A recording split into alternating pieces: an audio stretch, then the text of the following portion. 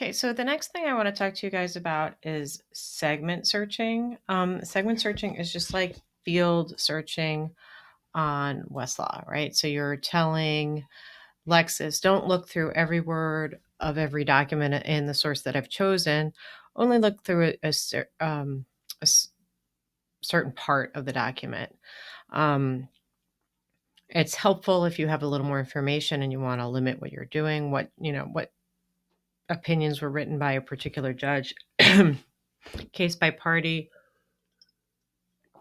I liked using text of a statute, which we'll talk about a little bit more when we talk about statute searching, headlines. Yeah, the unanno one. So how do I do it? Let's choose my source. So let's start with statutes. Go to Maryland.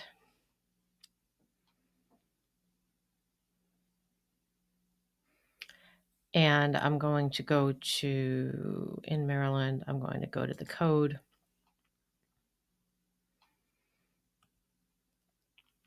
Okay, and then just like in field searching, you want to figure out what segments are searchable. So I go over here to advanced search once I've chosen my database. And here they are. They're listed. Okay, so for my codes, I can search by citation, publication, heading, section, rule, text, history, unannotated. What do they mean? They give you examples here and this little PDF that pops up when I click on it. Okay, so unannotated is going to give you everything here. Okay, so that's the name of it, the site, all the subsections, but none of this, history and annotation part. That's like my favorite one. I don't know what publication is. Publication. Okay, so where it is. Heading. So that's just kind of like the title and the section. Here's my section and rule right there. Text, so it won't give you any of this prefatory material. It'll just give you the actual text of it. The history, so that is like your legislative history stuff, and then the unannotated. Okay, so that's what it looks like for statutes. So if I just search in the unannotated segment for minimum wage, I'm only going to get a statute where minimum wage appears outside of the annotation. So I got 37. Okay, so that is for codes. For cases, it's going to look a little different. Let's stay in Maryland and we'll go to cases.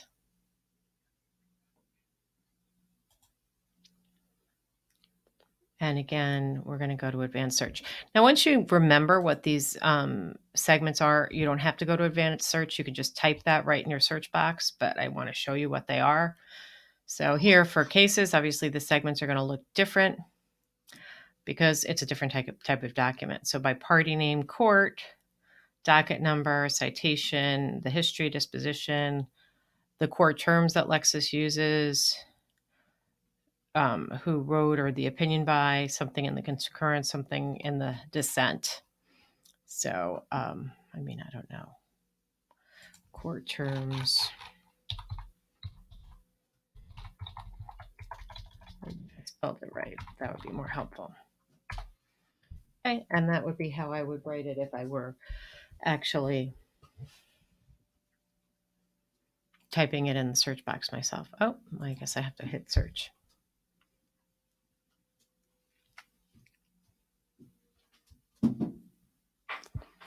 Okay, so I've done that core terms. Okay, so the next kind of document that I just want to show you briefly are news materials. So content,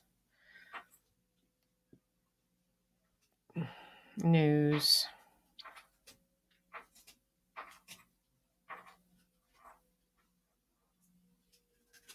just go to US News for fun.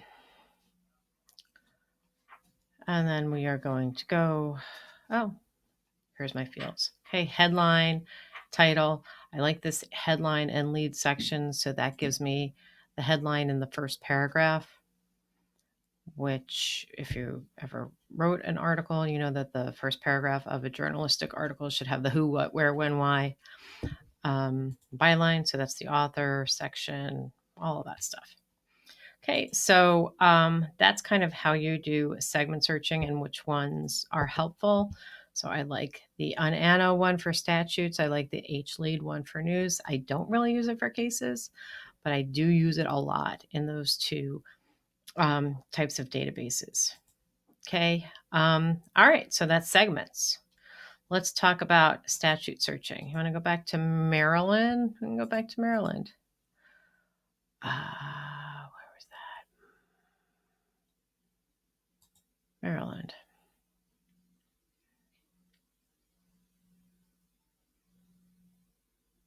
Okay, so Maryland, I want to just get out of my search here.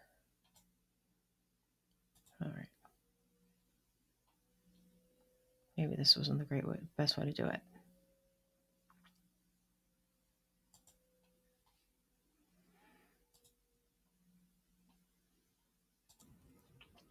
Okay, sorry about that. I paused you because I needed a glass of water. But anywho, in Maryland, I'm going to go to Maryland Statutes and Legislation. And just to show you here, we have a couple of options. So you have the code, the court rules, municipal codes, bills. You don't want any of this garbage. You really just want the annotated code when you're searching.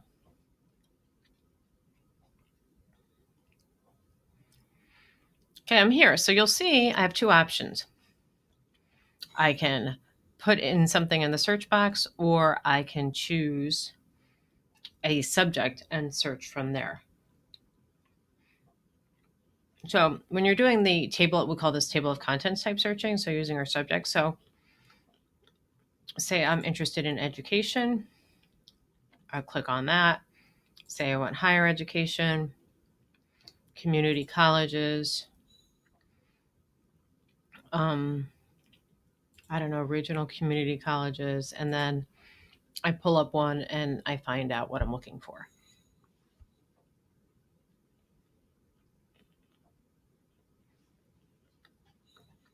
Okay, so it's kind of like I'm paging through the book here.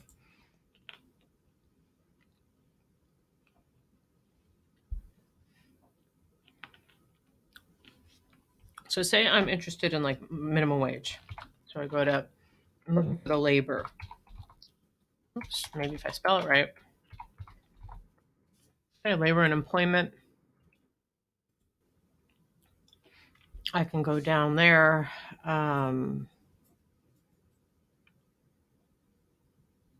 Maybe it's under employment standards and conditions. Yeah. Wages and hours. Required wages. Payment of minimum wage required.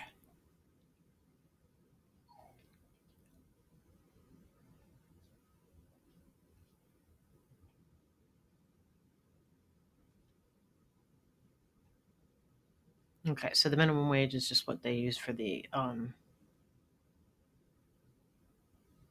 well, it was the federal. It's not the federal one. Here's my state minimum wage. What are we in? 2021. So it's $11.75 per hour. So that's one way to do it. So I can use the whole table of contents thing to find what I'm looking for. Or I can kind of do say I just go into labor and I'm like, okay, I just want to search labor. And in my search terms, I type in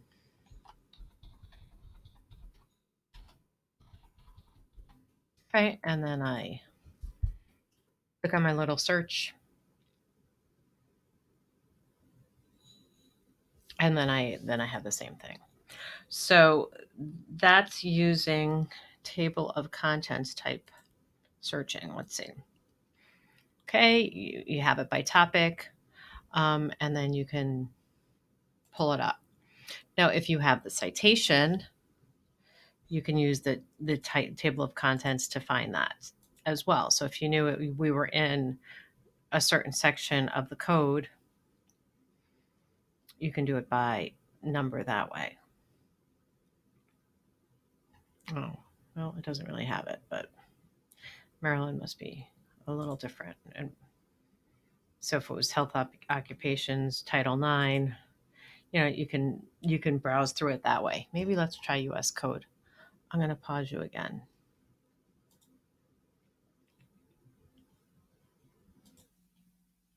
Sorry about that. My dog needed to go out.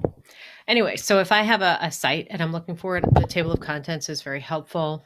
Obviously not in Maryland because it's by names and not numbers. But say I'm at the US code and I want 29 USC 551. So I just scroll down to 29 and then look down to 551. And here I go. I have my section. So that's an easy way to use the table of contents to find that. So the table of contents also it also gives you other sections in the same area. So that can help you. So this is all about the Department of Labor. So I can kind of browse through and say, oh, what's interesting to me? Say I want a procedure here. So judiciary, civil procedure. And say I'm interested in the rules of court, our rules of procedure, or our general provisions. That's like a statute of limitation here.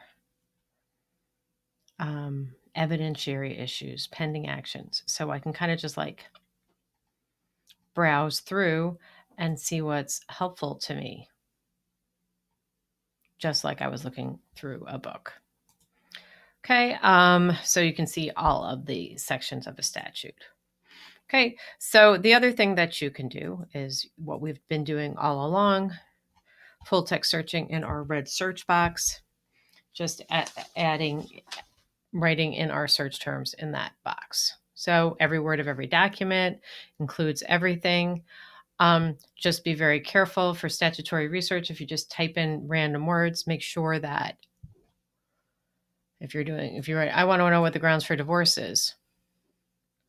Well, might not be written out as grounds for divorce. So you want maybe divorce within 3 words of grounds or divorce and grounds. So start your search broad and then narrow it up. You can also use our heading segment by, general topic. So heading, civil procedure, and statute of limitations, or, if you're looking for motor vehicles or tax. Okay. And then you have that unanno segment, which is super helpful here. So unanno minimum wage,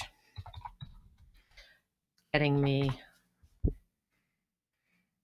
all of this code sections that have minimum wage not in the annotations. So in the whole US code, there's only 55, and it's giving me what it thinks is the best first, which it obviously is. It's the one that's entitled minimum wage.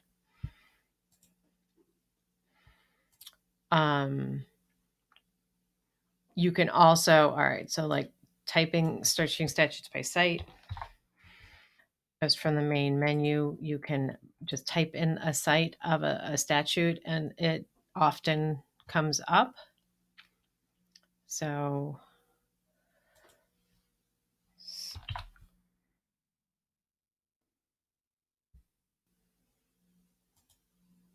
I don't know why that's doing that. It's looking for grammar on me. So I would just like search for this statute and I'll get it somehow. There it is. I found it. So that's one way to do it. Or use this cite segment. If I know I'm in Illinois, I would do cite for that. So if I go to Illinois,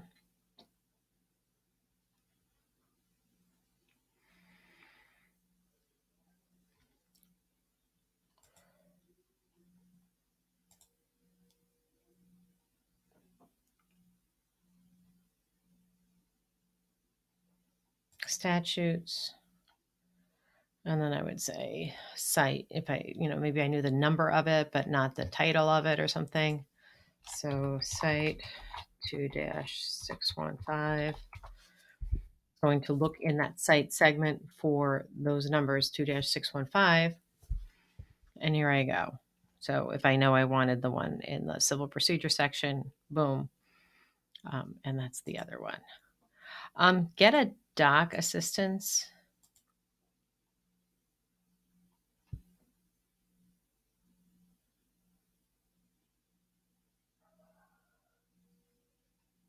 Is right here. So if you're not sure of the format for a certain citation, you can say, I want statutory codes in Colorado, and it'll tell me the citation format for it, what it uses on Lexis.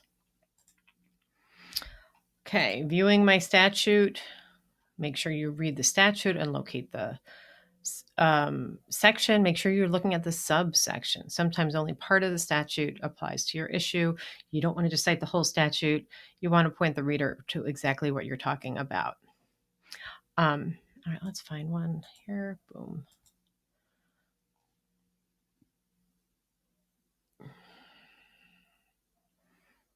Go to my history and find a statute that we just looked at. Say,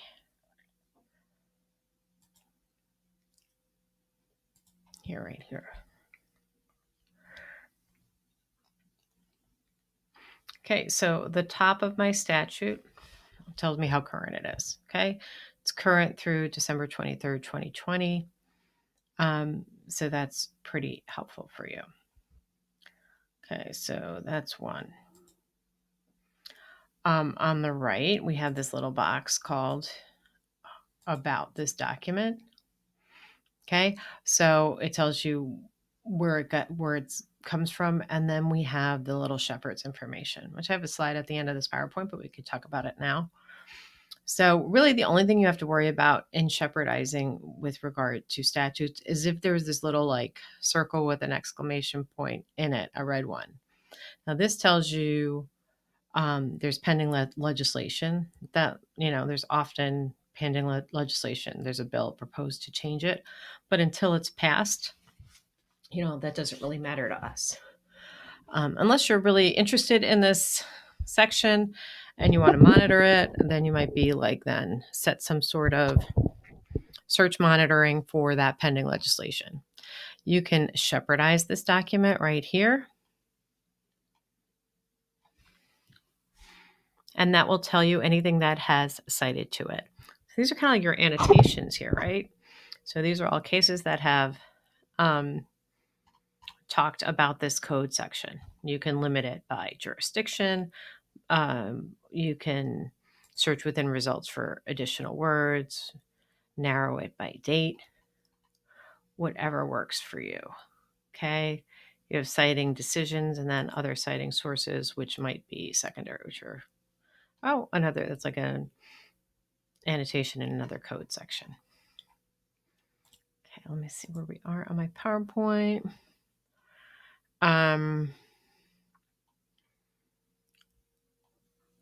And then there's a link to archived codes if you are interested in that to see, like on a legislative history bent. So you can get the archived codes versions. And here's notes. There's no annotations. So that's if you wrote notes there. Okay.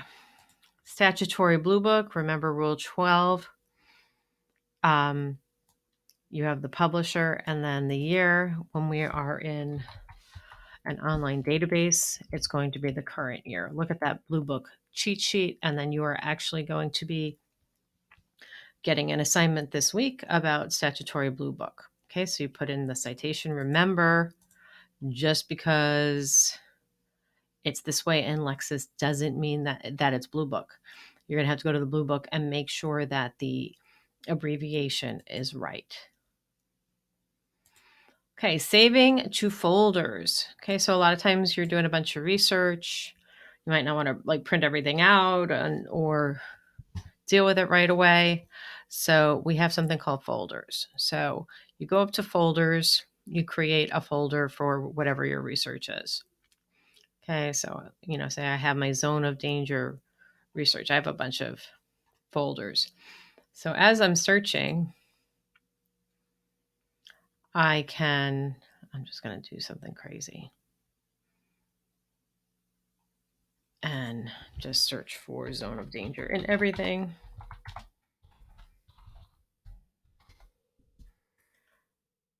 And as I'm going through these things, I can, choose which one I like. And then one of my option is saving it to a folder. So then I can save it to my little zone of danger folder. And then when I go back to my zone of danger folder, I can find all of the things that I've saved there. So I have it all in one little place. So I can kind of organize my research. If I'm working on a memo, I can keep my memo research here. Or I can do it by client. I can do whatever works for me. And then Lexis will save these folders for you for as long as you have this Lexis ID. So it's pretty helpful. Let's see, saved folder. You can order, saving highlighted text. That's fun too. Okay, let me go there. Let's pull out one of my zone of danger cases.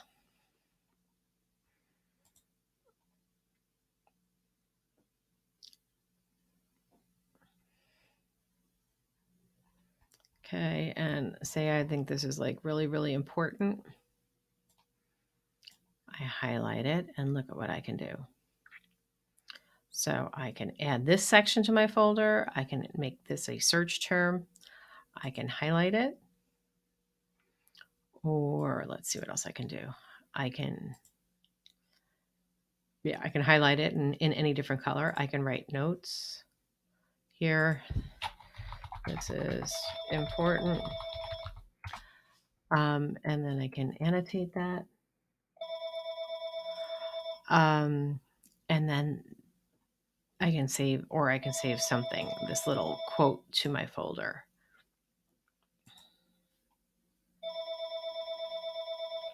Whatever one I want. Okay, so that is kind of cool. All right. Saving a statute to a folder, same as cases. You can save the entire document, save the entire search, whatever is most important about the document. Just access your work folders there on the right. Oh, yep. Folders. It used to be under more, but now they've taken it out and just put it under folders. You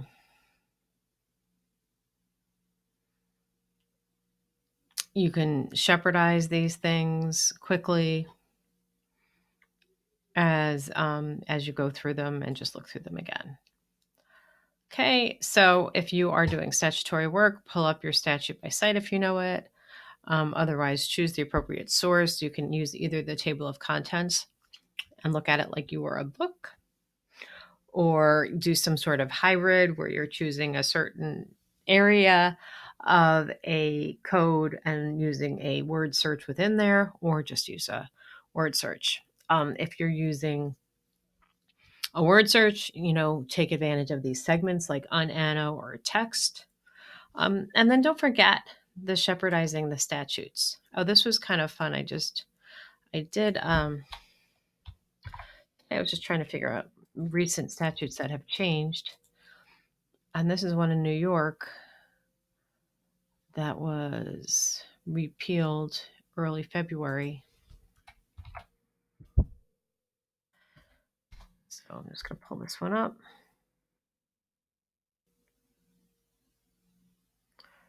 Which they called this like loitering when trans or something like that. I mean, walking while trans. So it was meant to be an anti-prostitution loitering law, and then I guess it was used to harass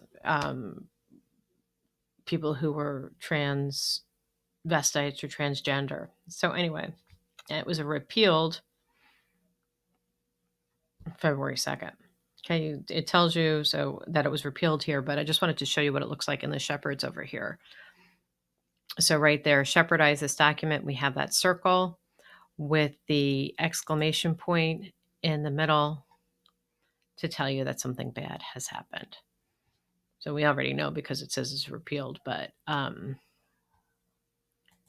yeah, it was held unconstitutional by someone.